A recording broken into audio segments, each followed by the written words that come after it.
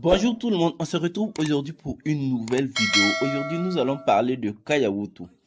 Kaya Woto qui a été critiqué après la sortie de son dernier clip vidéo Rakara Biga.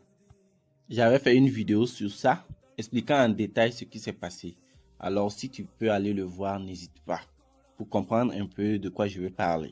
Alors après la sortie du clip vidéo Rakara Biga, le jeune homme a été invité à plusieurs plateaux télé. Alors, ce qui nous a permis de connaître la petite histoire du jeune homme Kaya Woto. Alors, sans plus tarder, passons au vif du sujet. Le rêve africain.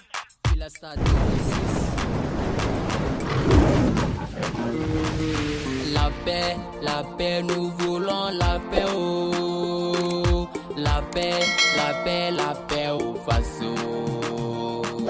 La paix. De son vrai nom, Abdul Kabouré, Kaya Woto est un artiste rappeur qui se mandate d'être un phare, une valise de la nouvelle génération hip-hop burkinabé et africaine. Né en 1995 en Côte d'Ivoire, Kaya Woto est originaire de Puitenga. Alors je crois que si vous êtes au Burkina, vous avez dû certainement voir cette image où les gens se moquent de Kaya Woto parce qu'il tenait un téléphone, un Phoenix Hot 4, lui qui se dit Rakara Biga.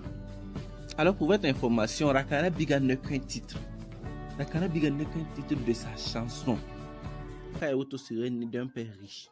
Oui, Kaya Woto est né d'un père riche, mais ses parents se sont séparés quand il était petit. Donc il a préféré suivre sa maman pour venir au Burkina Faso.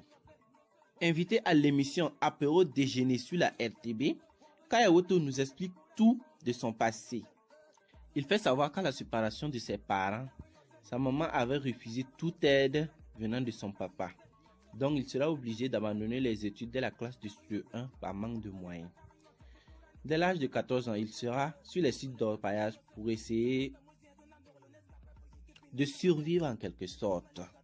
Étant le dernier espoir de sa maman, quelques années plus tard, elle arriva à le convaincre d'abandonner ce trafic car il y avait trop de morts dans ce milieu. Alors Kaya Woto sera envoyé à Lomé chez son oncle. Mais là-bas aussi, il ne va pas durer parce que son oncle va décéder d'un accident de la route, ce qui va vraiment le traumatiser. Alors il va revenir au pays en tant qu'apprenti Gbaka.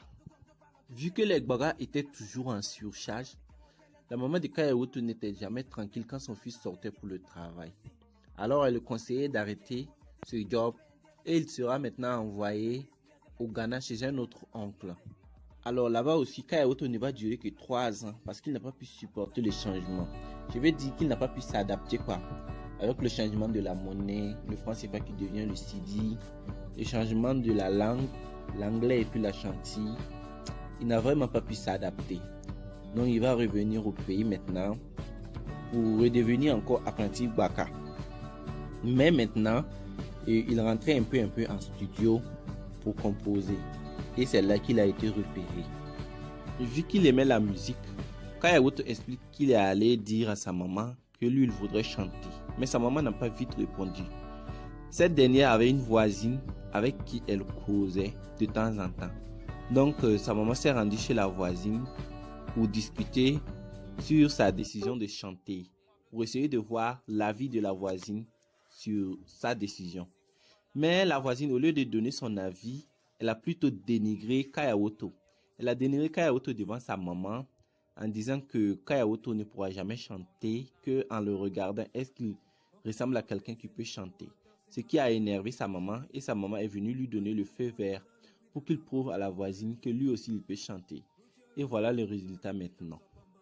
Vu qu'il a été critiqué pour son dernier clip Rakara Biga, Kaya Woto explique que lui ne parle pas directement pour conseiller quelqu'un. Lui, il se met dans la peau de la personne qu'il veut conseiller pour que la personne constate de lui-même si ce qu'il fait est bien ou pas. Alors, son titre Ouaradre, il s'est mis dans la peau d'un voleur et son titre Rakara Biga, il s'est mis dans la peau d'un gosse des riches. Moi perso, je trouve cette méthode très originale et je la kiffe. Kaya Woto est un artiste fascinant, d'un phrasé méthodique et dynamique. Il est l'écho des cris sourds de son environnement et des voix les plus parlantes de son époque. Une habilité qui sortit sa voix de son ghetto de Tanguin pour gagner tout Ouagadougou, l'Afrique et le monde. Très vite, En effet, sa première chanson, Tabignoncé, s'est hissée au sommet des hit parades nationaux et internationaux. Le clip vidéo de la chanson se retrouva dans le top 10 des chansons les plus prisées sur Trace TV, tutoyant ainsi les plus grands noms du rap africain.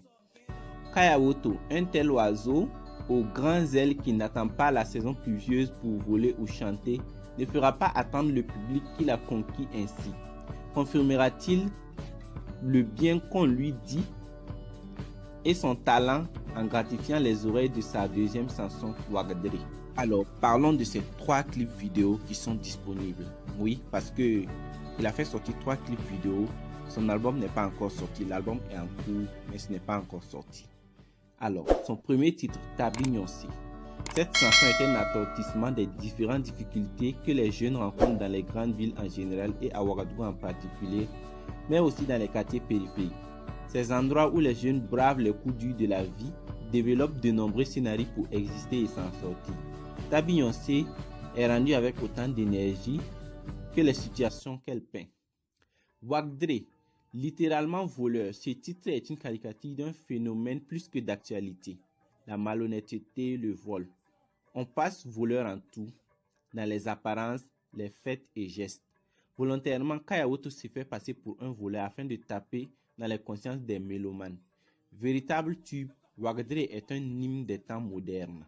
Avec son dernier titre Akara Biga, l'artiste fait une mise en scène hilarante. Il se met dans la peau d'un enfant de riche et explique son quotidien qui rime avec l'opulence et le gaspillage. Moi perso, ce n'est pas pour faire ces éloges, mais moi j'ai eu à discuter avec Kaya Woto. J'ai eu à échanger un peu avec lui. Pour un artiste qui fait vraiment vibrer la jeunesse actuelle burkinabé, je trouve qu'il est vraiment très gentil, sincère et très ouvert.